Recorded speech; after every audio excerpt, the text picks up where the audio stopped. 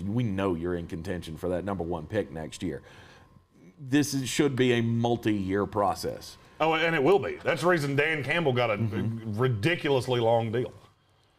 Brad Holmes is probably the safest GM in the NFL for the next 3 years, no matter what happens. And I see a lot of teams, or a lot of mocks and things like that mock a quarterback to Detroit. It makes no sense. I think Brad Holmes is smarter than that. He knows this team is going to be god-awful. Get a piece. You basically get a free piece in Okudah because he was so bad last year. Right. And now you've got a young base. And I'm telling you right now, Okudah, I'm buying as low as it gets. And guess who he's going to be learning the position from? Aaron Glenn, who is one of the best corners I've ever seen that no one talks about. He was a great Jet. And now he's a great coach. And they brought him in around Dan Campbell. Brilliant decision. I actually think the Lions are not in that terrible of a position. You're going to suck for a year. I mean, this year, if you go 0-16, I will not be surprised. Well, you're probably going to suck for a couple of years. I don't know about that. I really don't. So you have 2 extra picks from the Lions, or you have 2 extra ones from the Rams starting next year. So you're going to be able to add 2 first-round level talents every year for the next 3 years. Save this one. Right. So this year you had the best player available. Next year you're going to draft a quarterback very, very high with your own pick. And then you add skill players around that. And you've got guys like Okudah, Frank Ragnow. They have a few pieces. They just need way more of them. Right. They're going to be losing a lot of weapons in this offseason. Marvin Jones is gone. They're not bringing him back. Gone. Kenny Galladay's gone. Kenny Galladay's not definitively gone. You think they franchise tag him? No. I mean, well, they could.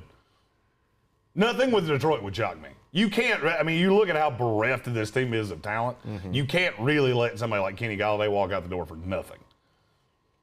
Now, at the same time, if you franchise him, it becomes guaranteed, and that gets ugly. Right. But they could. You're a team that's already $20 million over. They also said that they're $9 million over. Or excuse me, $9 million over. It also says a lot to me that they came out and said that they were looking at what would be best for them as well as what's best for Kenny Galladay. That tells me a lot. The Lions are trying to change, with the Brad Holmes hire, they're trying to change a very long history of not necessarily doing what's best for the player. This has not always been a player-friendly place to play. And they're trying to change that mindset. It's the reason they traded Stafford to the Lions as opposed to the Panthers. Is because they think in the long run, showing that they're a franchise that does right by their players will do them more good than what they would have gotten, the little extra they would have gotten from the Panthers. This becomes DeAndre Swift's team for this year. Hey, what are you saying for? Because he's a running back. He's a running back. He's the best weapon they have. Actually. I was going to say he's a running back not named blank, and then I thought about it and went, nope, don't want to build my team around any running back. Any running back. But he's the starting piece, and he'll be the featured guy in the entire offense this year. Yeah. Wee. I mean, I look for him to have a good sophomore campaign, and they need to focus on the important building blocks, linemen, all over the place.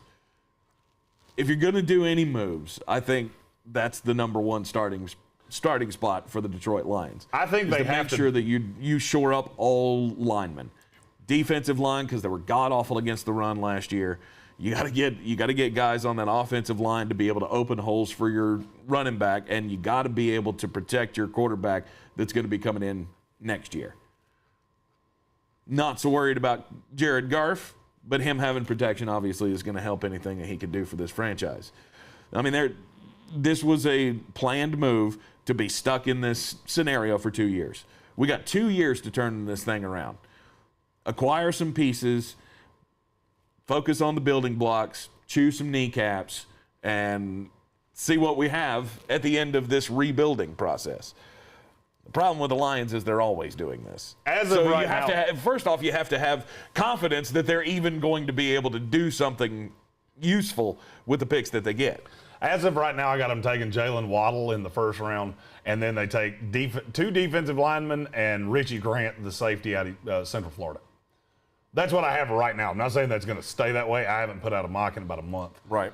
I got another one coming next week. I added one this year.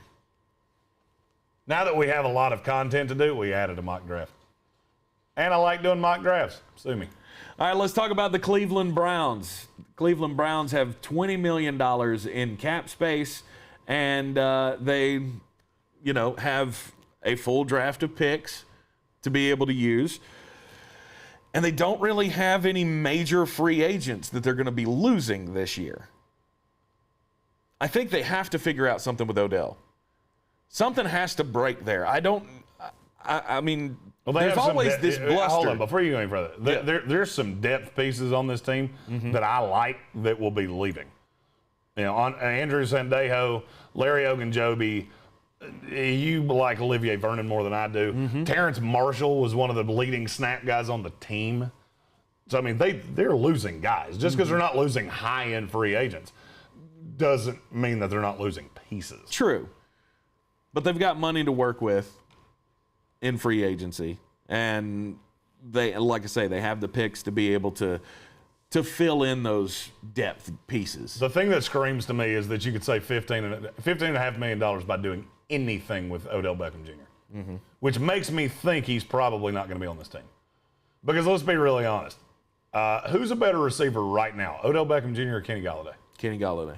I disagree with you, but it's close. Oh, really? Okay. Well, you already fucked this up because I thought that was the easy one. He's better than all of these guys. He's also going to be paid far more than they are. And it's on a short-term deal, so you can't really do anything with it. It's $15.7 million cap hit. And I just think at some point they're going to go, we have to get a little something out of him. They saw how good that – I mean, this is a run-first team. That's what they are. Cleveland is the Ravens with a more accurate quarterback. Better armed quarterback. I shouldn't have said more accurate. A better armed quarterback. That's all they are. It's a run-first team that's predicated on keeping you from scoring and keeping the ball away from you. Right. Why would you have a $16 million receiver on that team? Doesn't make any sense. And at the end of the day, I still think Odell's worth a two. A 2. 2. No higher than a 2. A 2. Maybe a 3. A 2 and a 3. Hey, it ain't going to be a 2 and a 3. I think you got to figure out the talent is obviously there with Odell.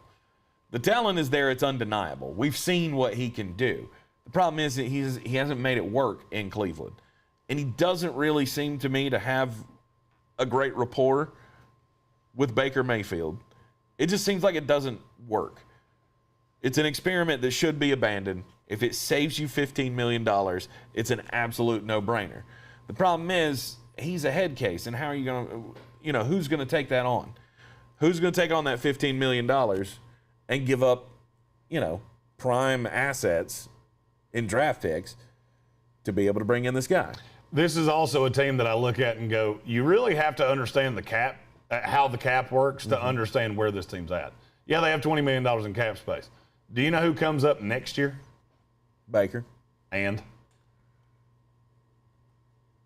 Why is it?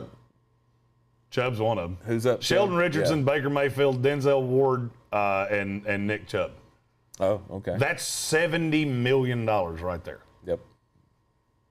All right, I'll be nicer and say it's 60. You can't go crazy spending money. The year after that, the year after that's actually worse. Jarvis Landry, Jack Conklin, J.C. Treader, Joel Bitonio, Kareem Hunt. You got a lot of guys to pay. Yep. This is, to me, from here on out, I'm going to call my rule about quarterbacks, I'm going to call it the Baker Mayfield rule. Because you do realize that probably half the guys I just said will not be on this team because you paid Baker. You give him $30 million a year, which you're going to. Yep. And half those guys are no longer on your team. And he is not going to get better. I promise you that. You're not going to take away weapons, and one of those running backs won't be there. One of those linemen won't be there. You're not going to lessen his offensive line, lessen the running game, lessen his weapons, and him get better. Absolutely. Cleveland's got one. I won't be shocked if Cleveland goes all in because they know what I just said. Mm-hmm. They definitively know as soon as we pay Baker, we're not going to be that team anymore. I think they definitely have a window here to be more relevant in the AFC. I just don't think they can ever get over the hump to be one of the elite teams. I agree with that. I don't think it's ever going to happen. And I don't know that I believe that it's all because of Baker Mayfield. I feel like this can work. No? Like a kid being trying to. Like, I mean, they just made a turnaround. I feel like you're my playoffs. parent and I'm a little kid and you're trying to force me to eat peas. Right. It can't work. I mean, they made the playoffs. They won a playoff game this year. What happened when they played a legitimate team? I understand. As opposed to the Steelers who were decimated. I understand that. Oh, cool. Lost to Chad Henne, by the way. But you definitely have to just lose. Right. You lost to Chad Henne. But you definitely have to believe that they're the most relevant I don't know that they've ever been. I mean, back in the 80s, they had a couple of good teams that made AFC championship games. But aside from that one little blip and the Jim Brown days, this is the most relevant the Cleveland Browns have ever been. This is probably the most talented team they've ever had. It is. And you've got one shot. Mm-hmm. Baker balloons to $25 million the year after on the fifth-year option, which they will pick up. Mm-hmm. You have one shot. And Alexander said in the comment that I would have gone I would have gone hard after J.J. Watt. They did. Mm-hmm. He said no. He looked at Arizona and said that's a better long-term fit, and guess what? I agree with him. And some reports said that they even offered him more money. They did. The Colts and the Browns both offered him more money. He didn't care. That's why I got so pissed off about people saying this was a money grab. It was a money move. If it was a money grab, he'd be a Cleveland Brown right now. Mm-hmm. It wasn't, and he's not. But I look at the Browns and go, you got a one-year window here. Mm-hmm. And in the NFL, this is the new normal.